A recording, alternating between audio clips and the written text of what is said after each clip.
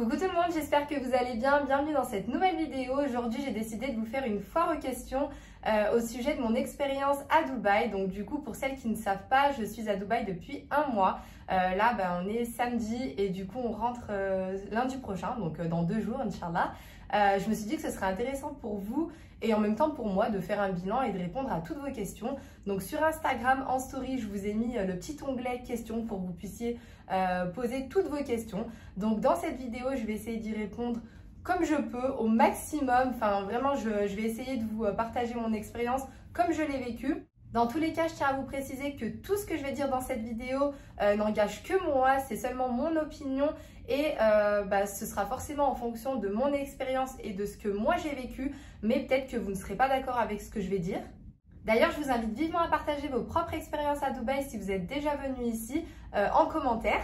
Donc ce que j'ai fait, c'est que j'ai écrit toutes vos questions sur une feuille, comme ça je vais essayer d'organiser au maximum cette vidéo pour pas que ça aille dans tous les sens, sinon ça va être trop brouillon et vous n'allez absolument rien comprendre. La question qui est le plus revenue, c'est pourquoi est-ce que j'ai décidé de venir à Dubaï pour apprendre l'anglais, sachant que j'aurais très bien pu apprendre l'anglais en Turquie, en ligne, en France, ou si vraiment j'avais voulu juste apprendre l'anglais, je serais peut-être allée en Angleterre ou en Écosse.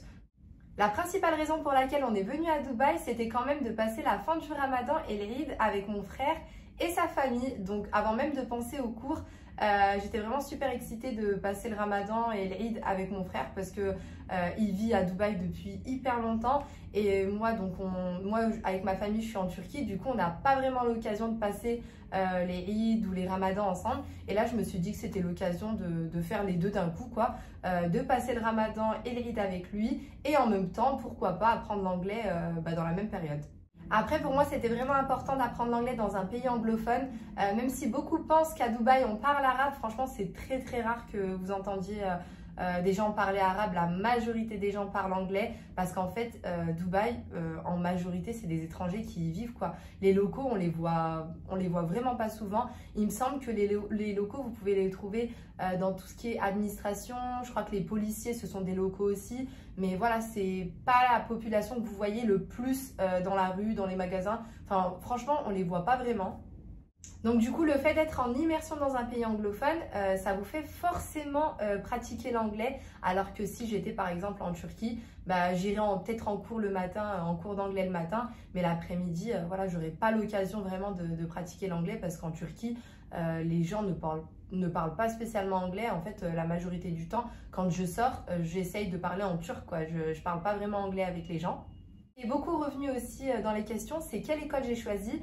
Alors pour vous expliquer, j'ai fait une petite story sur Instagram, mais je vais me répéter ici sur YouTube pour celles qui ne me suivent pas sur Instagram. En fait, moi, ce que j'ai fait, c'est que j'ai rejoint différents groupes sur Facebook de gens qui vivent à Dubaï. Et j'ai tout simplement posé la question de quelle école les gens me conseillaient. Et en fait, en commentaire, donc l'école DC English, elle est beaucoup revenue. Et j'ai été par la suite contactée par la business developer française qui m'a repérée en fait tout simplement dans les commentaires du groupe Facebook et qui m'a donné toutes les informations concernant l'école, les tarifs, comment ça se passait, qu'est-ce qu'il fallait, est-ce que les classes étaient faites par niveau ou pas, quand est-ce que je pouvais commencer, etc. Franchement, elle m'a mis super à l'aise. En plus, c'était une fille de Lyon à la base. Du coup, automatiquement, le feeling est super bien passé. Donc, pour vous expliquer rapidement comment ça se passe, moi, j'ai commencé un lundi. Donc, en fait, quand vous commencez votre semaine, c'est forcément le lundi. Au niveau des tarifs, il y a des tarifs pour les résidents de Dubaï et pour les étrangers. Donc moi, par exemple, j'ai suivi le cursus semi-intensif et j'ai payé l'équivalent de 1 000 €, je crois. Je vous mettrai de toute façon tous les détails en barre d'informations. Semi-intensif, ça représente 2h30 de cours par jour. Donc moi, j'avais cours de 8h45 à 11h15. Mais si vous préférez en fait le cursus intensif, vous aurez cours le matin et l'après-midi et ça vous fera 5 heures de cours par jour. Après, moi, vu que c'était la fin du Ramadan, je suis avec les petites et puis j'avais aussi envie de profiter de mes neveux et nièces, de ma belle-sœur, de mon frère. Je me suis dit que voilà, il valait mieux partir sur un cursus semi-intensif et franchement, je suis super contente. Dans la classe, on était à peu près 8. Franchement, c'est super bien. Enfin, je trouve que c'est vraiment l'idéal pour échanger. On n'était ni trop ni pas assez. Du coup, en 2h30, vous avez vraiment le temps d'échanger, de parler. Chacun a son temps de parole, personne ne coupe la parole à personne. J'ai beaucoup apprécié le fait que personne ne se moque de personne, vu qu'on est tous en fait au même niveau, sachant qu'en fait, avant d'intégrer l'école, donc Alicia, c'est celle qui s'est occupée de moi, en fait, elle m'a envoyé une sorte de test, de contrôle, on va dire, à faire en ligne, et ça va déterminer votre niveau. Et en fonction du résultat que vous aurez sur ce test-là, on vous attribuera une classe. Moi, par exemple, j'étais au niveau 3 et franchement, je trouvais que ça m'allait parfaitement parce que du coup, j'ai vraiment ressenti une évolution entre le début de mes cours et la fin du mois. Donc vraiment, je suis super contente. Il y en a beaucoup qui m'ont demandé par rapport à l'efficacité des cours. Honnêtement, moi, je vous donne mon retour d'expérience. J'ai rien à gagner, rien à perdre vu que de toute façon, j'étais pas du tout en collaboration avec l'école. Enfin, voilà, c'est vraiment un avis honnête. Moi, ça m'a permis d'être beaucoup plus à l'aise maintenant quand je parle en anglais. Je sais que je continue à faire des fautes, mais je me sens beaucoup plus à l'aise avec les gens. J'ai moins peur de faire des erreurs, j'ai moins honte de parler avec les gens. Et franchement, ça n'a vraiment pas de prix. Je pense que j'ai aussi fait beaucoup de progrès au niveau de la grammaire parce qu'en fait, je me rends compte que quand je parlais en anglais, je parlais toujours au présent. Je parlais toujours au présent. En fait, je me rends compte que j'utilisais jamais les différents temps, que ce soit le passé, le présent parfait, le présent parfait continu. Et là, vraiment, ça m'a permis de savoir à quel moment il faut utiliser quel temps. Donc, je pense, j'espère en tout cas, que je parle beaucoup mieux qu'il y a un mois. J'ai également reçu la question de savoir s'il faisait des cours à distance. Alors pour l'instant, non. Mais mon prof en fait m'a dit que peut-être qu'à l'avenir, il proposerait des cours à distance. D'ailleurs, s'ils en proposent, je serais moi-même super intéressée d'en faire parce que comme je vous ai dit, j'ai beaucoup aimé. Et je pense que si vous ne pratiquez pas, en fait, vous oubliez forcément. Donc là, moi, je suis un petit peu dégoûtée quand même de rentrer en Turquie et de me dire que je vais forcément oublier un petit peu ce que j'ai appris, mais je vais essayer de regarder par exemple des séries en anglais, de lire en anglais, même si je ne suis pas une grande fan de lecture, mais je vais essayer de me forcer. J'ai aussi Karen qui parle en anglais, donc je me dis que je vais pouvoir pratiquer mon anglais avec elle. Mais honnêtement, si à l'avenir, ils proposent des cours à distance, je serai la première à m'inscrire parce que vraiment, je pense que c'est ce qu'il faut faire pour ne pas oublier l'anglais. Il faut savoir que depuis peu, ils proposent le CPF, donc franchement ça c'est trop bien pour les personnes qui vivent en France. En fait, il faut savoir que quand vous travaillez, vous cotisez pour votre CPF et au bout d'un certain temps, vous avez un certain budget à pouvoir dépenser là où vous voulez pour apprendre ce que vous voulez. Et donc depuis peu, vous pouvez très bien utiliser le budget que vous avez sur votre compte personnel de formation pour venir apprendre l'anglais ici à Dubaï. De toute façon, je vais vous laisser toutes les informations en barre de description. Je vais également vous mettre le numéro WhatsApp de la personne qui s'occupe des Français, comme ça vous aurez toutes les informations directement. Pour ce qui est d'allocation de l'appartement, alors nous on l'a choisi sur Airbnb, mais il y a différents sites sur lesquels vous pouvez louer des appartements pour des courtes périodes, comme Dubizzle par exemple, ou Property Finder. Nous on l'a choisi sur Airbnb parce qu'on se sent plus à l'aise avec ce site, mais voilà. De toute façon, comme je vous avais déjà dit, je vous mettrai le lien de l'appartement en barre d'information une fois qu'on aura terminé notre séjour ici, Inch'Allah. Et pour la localisation, cette fois-ci, on a pris un appartement à la Marina parce qu'en fait, il est juste à côté de l'école. Et voilà, je savais que j'allais faire les trajets tous les jours. Donc, je me suis dit, vaut mieux que je sois proche de l'école plutôt qu'ailleurs. Sachant que de toute façon, ici, on est vraiment très bien. On a la vue sur la mer, sur Ain Dubaï. C'est la grande roue. Franchement, la vue, elle est vraiment trop belle. Et l'avantage, c'est qu'on a le tramway juste en bas. Alors, il faut savoir qu'à Dubaï, je trouve que les transports en commun, ils ne desservent pas tout, mais on va dire qu'ils desservent les endroits, on va dire, les plus touristiques. Mais si vous êtes en famille, par exemple, avec vos enfants, votre mari, surtout des enfants en bas âge, franchement, moi, je trouve que c'est beaucoup plus simple d'être en voiture quand même. Pour ce qui est du budget, alors on a payé, il me semble, aux alentours de 3700 ou 3800 le mois. Je sais que c'est énorme, je sais, j'en ai vraiment conscience. Et si je vous dis le budget, c'est pas pour venir en fait juste vous raconter ma vie ou vous parler de mes dépenses, loin de là. Mais c'est pour que vous puissiez vous rendre compte du prix des appartements parce que je trouve que le logement à Dubaï, c'est vraiment, mais vraiment super cher, vraiment. Pour le coup, en octobre, quand on était venu, on avait loué un appartement à Business Bay et bah, c'était, en termes de prix, c'était vraiment à peu près pareil. Et là, je me suis dit que ça allait peut-être être un petit peu moins cher vu qu'en octobre, c'était juste avant la Coupe du Monde. Donc, je me suis dit peut-être qu'ils ont augmenté les prix, tout ça. Mais en fait, pas du tout. Faut savoir que si vous recherchez un appartement avec, on va dire, 2 chambres, parce que là, dans celui-ci, on a 2 chambres, et que vous cherchez quelque chose de pas trop mal situé, avec quand même des activités à faire dans la résidence, parce que nous, du coup, dans la résidence, on a une salle de sport, on a une salle de jeu pour les enfants intérieure et extérieure, et une piscine. Je pense qu'il faudra compter au minimum 100 € la nuit. Donc, sur un mois, on arrive facilement à plus de 3 000 € quoi. J'ai également eu beaucoup de questions au sujet des hôtels. Franchement, je vous dis honnêtement, on avait commencé un petit peu à regarder avec mon mari et c'était vraiment beaucoup plus cher. Donc, on a préféré prendre un appartement parce que je trouve que déjà, c'est un sacré budget. Je ne me voyais pas mettre plus pour le logement. Je me souviens quand on avait cherché l'appartement sur Airbnb, il y avait un quartier qui s'appelle Al Barsha. Et c'était quand même un petit peu moins cher et très bien situé. C'est juste que l'intérieur, franchement, moi personnellement, la décoration, elle me plaisait pas du tout et je me voyais pas du tout vivre là-bas pendant un mois.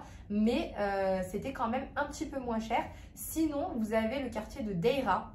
Donc pour celles qui connaissent Dubaï, vous allez savoir de quoi je parle. C'est un quartier qui est quand même beaucoup plus loin, on va dire, du centre-ville de Dubaï, des différents centres d'intérêt de Dubaï, mais c'est beaucoup moins cher. Après, il faut vraiment voir en fonction de votre budget. Ensuite, pour la location de la voiture, donc moi, comme je vous avais déjà dit, j'ai pris une voiture pour un mois. J'ai pris une Ford Focus, je crois que ça s'appelle comme ça, et ça m'a coûté 2000 dirhams le mois, donc à peu près 500 €. Franchement, c'est vraiment donné pour la location de voiture. J'étais vraiment trop contente. Après, c'est pas une voiture de luxe, mais moi, je suis contente. En tout cas, elle m'a permis de me transporter moi et toute ma famille pendant un mois, donc c'est vraiment l'essentiel. Je vous ai mis en barre d'informations le compte Instagram ainsi que le numéro de téléphone de l'agence de location, sachant qu'ils proposent vraiment tout type de voiture. Il faut savoir que moi, à 2000 dirhams le mois, c'était vraiment la catégorie la moins chère.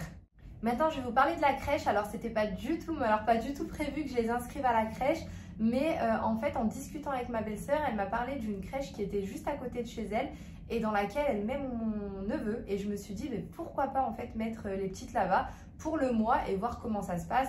Et finalement, franchement, avec du recul, je regrette absolument pas parce qu'elles ont vraiment kiffé.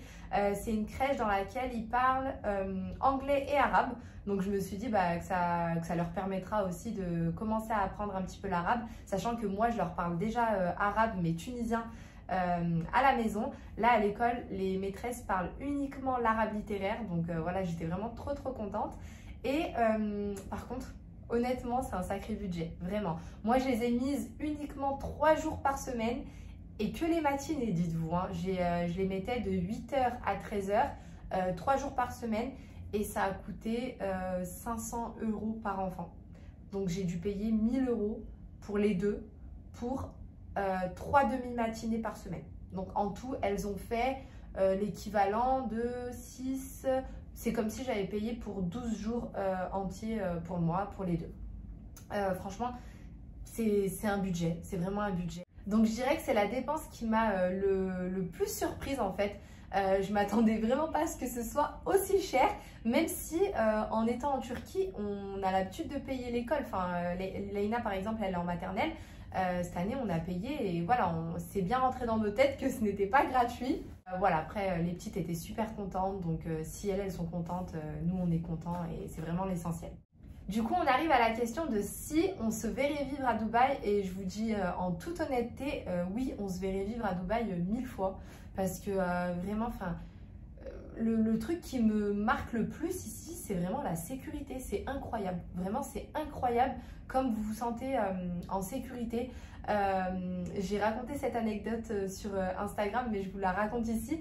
En fait, il y a une semaine, on a été à Global Village avec mon mari et mes enfants. Et en fait, on a dû utiliser un petit tuk-tuk pour aller du parking à l'entrée de Global Village parce qu'on était garé un petit peu trop loin. Et en fait, sur la route, mon mari a oublié son téléphone dans le vélo, dans le tuk-tuk. Et arrivé en fait à l'entrée, il me dit mais j'ai oublié mon téléphone et tout, il était paniqué. Je lui dis non mais t'inquiète, on est à Dubaï, tranquille, je suis sûre qu'il y a quelqu'un qui t'attend pour te le rendre. Et je vous jure les filles, il est parti, 5 minutes après il est revenu avec son téléphone et il m'a dit mais le mec, limite, il le cherchait pour lui rendre son téléphone. Ça, c'est incroyable, vraiment, c'est incroyable que ce soit en France ou en Turquie ou même en Tunisie, parce que moi je suis d'origine tunisienne. Après, bon, il y a forcément des gens bien de partout. Hein. Je dis pas qu'en France ou en Turquie ou en Tunisie, ça n'aurait pas pu arriver. Mais ici, c'est systématique en fait. Ici, c'est très très très rare que vous oubliez quelque chose quelque part et qu'on ne vous le rende pas en fait. Et ça, franchement, c'est vraiment trop trop bien. Enfin, même au niveau de l'atmosphère, de l'ambiance, je sais pas, enfin... J'ai l'impression que tout le monde est heureux, que tout le monde est souriant, que les gens ils sont super sympas. En tout cas, moi j'ai l'impression que les gens qui n'aiment pas Dubaï, c'est souvent des gens qui voient Dubaï à travers les stories des influenceurs, des gens de la télé-réalité. Mais c'est en fait la majorité du temps, c'est des gens qui ne sont jamais venus à Dubaï. Donc vraiment, ne pensez pas que Dubaï, c'est que du bling bling, c'est que du m'as-tu vu. Franchement, non. Moi, mon frère, il vit ici depuis 15 ans et il a une vie mais hyper simple. Et nous, du coup, donc comme je vous ai dit, c'est le 2e mois qu'on passe à Dubaï. Et les gens qu'on rencontre, c'est des gens, pour la majorité, qui vivent une vie très très simple en fait. Ils vont travailler du lundi au vendredi. Leurs enfants, c'est pareil. Le week-end, ils font des activités ou pas. Enfin, comme ce que les gens feraient en France ou en Turquie ou ailleurs. En fait, ils ont une vie vraiment très très simple. Il y en a qui pensent que ici, je sais pas, vous vous déplacez en jet privé ou vous allez à l'école en hélicoptère. En fait, pas du tout. Les gens ont une vie très très simple. Après, comme je le dis toujours, en fait, si vous recherchez du bling bling, vous allez le trouver. Ça, c'est sûr et certain. Si vous cherchez tout ce qui est autour du monde de la nuit, si vous cherchez des boîtes de nuit, des trucs comme ça, vous allez trouver tout ça. Mais si vous cherchez à avoir une vie saine, simple, et voilà, une vie comme monsieur et madame tout le monde, vous pouvez l'avoir ici à Dubaï aussi. Hein. Donc franchement, si vous pouvez, je vous invite vraiment à venir à Dubaï pour vous faire votre propre avis, pour vivre votre propre expérience. Et vous verrez par vous-même que c'est pas du tout, mais alors pas du tout ce qu'on voit à travers, comme je vous ai dit, les stories ou les influenceurs ou tout ça. C'est vraiment très très différent une fois que vous êtes ici. Et je suis même sûre que vous allez adorer, surtout si vous avez des enfants. Franchement, ici, c'est le monde des enfants. Il y a vraiment des aires de jeu. Enfin, il y a vraiment plein de choses à faire avec les enfants et c'est trop bien. Donc pour toutes les personnes qui aimeraient venir s'installer à Dubaï ou qui ont l'intention de venir vivre à Dubaï dans les prochains mois, je vais vous donner quelques conseils, mais encore une fois, ça n'engage que moi. Je vous conseille vraiment d'apprendre à parler anglais parce que c'est vraiment trop important. Si vous parlez anglais, vous allez pouvoir faire des entretiens d'embauche et trouver un travail. D'ailleurs, j'ai eu des questions à ce sujet-là. Alors moi, j'ai pas fait d'entretien d'embauche, donc je sais pas exactement comment ça fonctionne. Mais d'après les personnes qui étaient dans ma classe, j'ai l'impression qu'à Dubaï, on laisse... je vais pas vous dire on vous laisse une chance même si vous n'avez pas de diplôme, mais c'est pas comme en France en fait, c'est pas aussi carré, aussi comment dire, il n'y a pas autant de protocoles qu'en France en fait. Ici j'ai l'impression qu'il y a beaucoup plus d'opportunités qu'en France et ça même si vous n'avez pas 150 ans d'expérience quoi. Je vous conseille vraiment de faire l'effort d'apprendre à parler anglais parce que c'est vraiment super important et je pense que c'est la base. Et je vous conseille de mettre de l'argent de côté parce que ça va très très vite. Et en fait, je pense, d'après mon expérience, que les dépenses les plus importantes se feront au niveau de la location de l'appartement, au niveau de la scolarité des enfants. Parce que, bon là, c'était vraiment juste une crèche. Mais pour l'école, il faut compter, il me semble, pour une école française, minimum 8 000 € l'année. Donc voilà, si vous avez 3, 4, 5 enfants, ça chiffre hyper vite. Et la dernière dépense importante, ce sera au niveau de la santé. Apparemment, les mutuelles ici, elles sont quand même assez chères. C'est pas comme en France, il n'y a pas la sécurité sociale, il n'y a pas la carte vitale. Et si vous n'avez pas de bonne mutuelle, en fait, vous ne vous ferez pas soigner. Donc, c'est vraiment super important de prendre en compte tout ça. En revanche, vous allez être peut-être surprise de ce que je vais vous dire, mais j'ai l'impression que les courses ici, ça coûte ça coûte pareil, voire légèrement moins cher qu'en France. J'étais en France il y a à peu près 2 mois, donc j'ai encore les prix en tête. Et franchement, les prix ici, en tout cas à Carrefour, ça m'a pas vraiment choqué. Donc s'il y a des personnes qui vivent à Dubaï et qui étaient en France il n'y a pas longtemps, n'hésitez pas à me dire en commentaire si vous confirmez ce que je dis ou si pour vous la France ça reste quand même moins cher. On m'a également demandé si on pouvait vivre ici avec la nationalité française. Alors en fait, avec le passeport français, il me semble que vous pouvez rester jusqu'à 3 mois. Mais si vous décidez de vous installer à Dubaï, il vous faudra forcément une carte de résidence. J'ai également eu des questions sur comment développer un business. Alors moi, pour le coup, je ne peux pas vous répondre parce que je n'ai pas développé de business ici, encore en tout cas. Mais il y a un endroit qui s'appelle Deira. Et je sais qu'il y a beaucoup de gens qui vont à Deira pour acheter tout ce qui est abaya, robe de soirée, tout ça. Mais voilà, je m'y connais pas forcément, donc j'ai pas envie de vous dire de bêtises. Mais si vous venez à Dubaï, il y a un quartier qui s'appelle Deira et je vous invite à y aller. C'est là-bas que vous allez trouver, je pense, les vrais bons plans, que ce soit en termes de location d'appartement, comme je vous ai dit, en termes d'achat, si vous cherchez des cadeaux, des robes, des hijabs, tout ça. Je pense que là-bas, vous trouverez votre bonheur. Et là-bas, il y a également plein de restaurants très bons. On en a fait un cette semaine, on a fait un restaurant marocain à Deira et il était vraiment super bon, super propre et à un prix, je pense, imbattable. On a payé pour nous 4 dans les 170 dirhams, donc ça fait à peu près 40 €. On a pris un tagine au poulet, un tagine de viande au pruneau, un couscous, des barils, des msamen, du jus d'orange, du thé et on a payé 40 €. Je pense que même en France, vous ne pouvez pas trouver un restaurant aussi peu cher. Maintenant, je vais répondre aux questions au sujet des vacances à Dubaï. Alors, la première question qui est venue, c'est est-ce qu'on a besoin d'un pass Covid pour pouvoir voyager? Alors, de la Turquie, non. Et de la France, il me semble que non aussi. Je vais quand même me renseigner pour être sûre de ce que je vous avance et je vous mettrai la réponse juste ici à ce niveau-là. Vous êtes hyper nombreuses à me demander si ça vaut le coup de venir en été. Alors pour être 100% honnête avec vous, moi je ne suis jamais venue en été parce qu'apparemment Dubaï c'est un four en été, c'est hyper humide, il fait vraiment très chaud. Donc je me suis jamais lancée dans cette aventure-là. Mais pour avoir mon frère qui vit ici, honnêtement lui, l'été généralement il reste pas à Dubaï, soit il va en France, soit il part en Tunisie, soit il part en vacances. Mais il reste pas trop à Dubaï parce qu'apparemment il fait vraiment très chaud. Donc pour les personnes qui ont l'intention de venir à Dubaï en été avec des enfants en bas âge, je pense que c'est pas une super idée. Mais d'un autre côté, je sais que Dubaï en été, c'est la période la moins chère. Je peux comprendre que ce soit hyper tentant de venir en juillet ou en août. Donc voilà, s'il y a des personnes qui sont venues en juillet ou en août en vacances à Dubaï, n'hésitez pas à nous laisser des commentaires en dessous de cette vidéo. Comme ça, vous pourrez les lire. Mais dans tous les cas, il faut savoir qu'à Dubaï, il y a énormément, mais alors énormément d'activités à faire en intérieur et que tout est climatisé. Donc je pense pas que ce soit impossible, je pense juste que c'est pas la meilleure période. Mais si vous voulez quand même venir, à mon avis, vous trouverez quand même des choses à faire en intérieur. En tout cas, pour ma part, si je dois faire un bilan de mon mois passé ici, il est vraiment plus que positif. J'ai vraiment trop aimé vivre ici pendant un mois, c'était juste incroyable. J'ai rencontré des gens vraiment trop sympas. Pour vous dire, par exemple, dans ma classe, il y avait des Russes, des Brésiliens, une Argentine, une Équatorienne, je ne sais pas si on dit ça comme ça, mais une personne qui vient de l'Équateur. Il y avait une Japonaise, il y avait qui d'autre? Il n'y avait pas de française dans ma classe pour le coup, mais d'un côté en fait j'étais quand même contente, je me suis dit comme ça au moins je ne suis pas tentée de parler français et je suis obligée de parler anglais avec les gens. C'est une ville où il y a tellement de nationalités différentes que moi en tout cas j'ai l'impression qu'il y a zéro racisme, que tout le monde vit ensemble en harmonie, que personne ne dénigre personne et franchement ça c'est vraiment trop agréable. On a l'impression vraiment de vivre dans un monde de bisounours. Après je pense qu'il doit y avoir quand même des côtés sombres de Dubaï, à mon avis c'est même sûr.